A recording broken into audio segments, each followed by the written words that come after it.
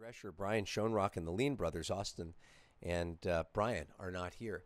Meanwhile, disc is in the hands of Brian Klain, who airs it out, looking downfield for Osgar, the captain. He pulls that one down over Sam Van Duzen, who sits down on the line and looks to his right and sees Greg Cousins catching the bobble there.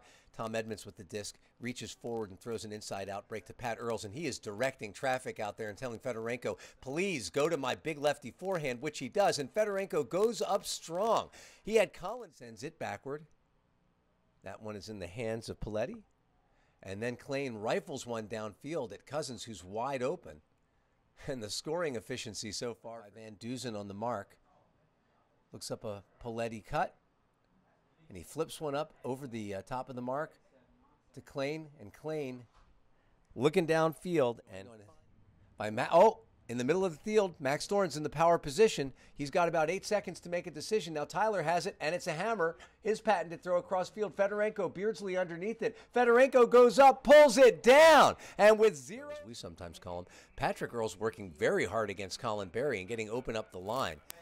And then he rewards himself by doing his favorite thing, jacking a huck. The only question is, will it come in bounds? And we now back here in Minnesota's possession. Mogilski, Dylan DeClercq lays out, tries to catch it before Rasmussen can, but he can't. Van Duzen puts the mark on. Osgar running deep. Maxstadt's not going to catch up to it. Will Osgar? He does. And Minnesota, and that gives the season series to the Cannons. And the Cannons only have to play the winless Nashville NightWatch and the Austin Sol. Whoa! Pat Earls sees Tyler DiGirolamo breaking deep and then whips a quick forehand out to him like a laser. But it hangs up there just long enough for DiGirolamo. That because you can't take an equipment timeout. But I think it's considered a safety issue when you're playing without a shoe. Jason Sheeta gets up and manages to pull it down, but he throws an inside out that is read by Mark Fedorenko, who throws it safely back to Max Thorne, who sends it to his old buddy Patrick Earls. Teammates forever. And now Vanokin has it with Max Shepard on him. He laces a forehand into the middle, finds Cousins. Pat Hammonds puts the mark on him, and Scott trucks Trimble, trying to bear down on this beautifully placed throw. Colin Berry eases in on the mark. Now it's in the hands of Patrick Earls again. Jonathan Mastis, his dump Danny Collum on him. He throws up an inside-out lefty forehand that floats down to Edmonds. Edmonds in a crowd there, and he manages to pull it out. Sends an inside out on an in-cut, which eventually finds its way into the hands of Cousins, and he jacks a backhand after a big forehand fake. Vanokin is his intended receiver, and it'll give you everything that you need, statistics, records, and also some of the great writing that is on the AUDL site. Meanwhile, speaking of great, there goes Edmonds again, climbing the ladder to pull down this throw. Together, DiGirolamo playing catch with Thorne. He's 5 yards out, and he throws an a bender forehand to Edmonds, who once again goes up.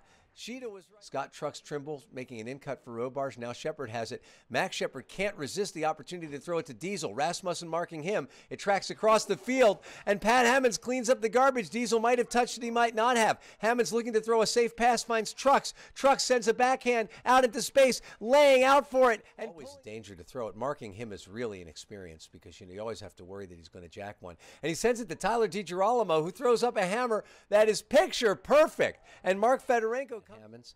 Now Osgar's got it. He's being marked by Van Duzen. He slings it out to Rasmussen with a break backhand, and Rasmussen throws one up, and it is pretty.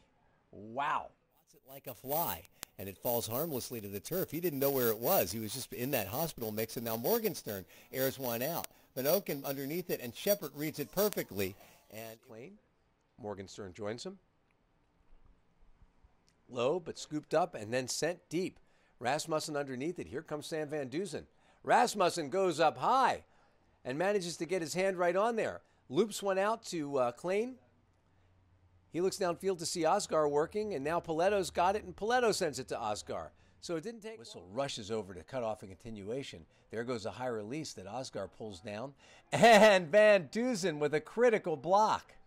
Reaches out. Osgar looking up the line. Van Duzen anticipating it all the way, and now Tad Whistle, thank you very much, Sam, picks it up and throws it back to him. And Van Duzen figures, what the hell? When you got a hot hand, why not throw it to Pat Hammonds?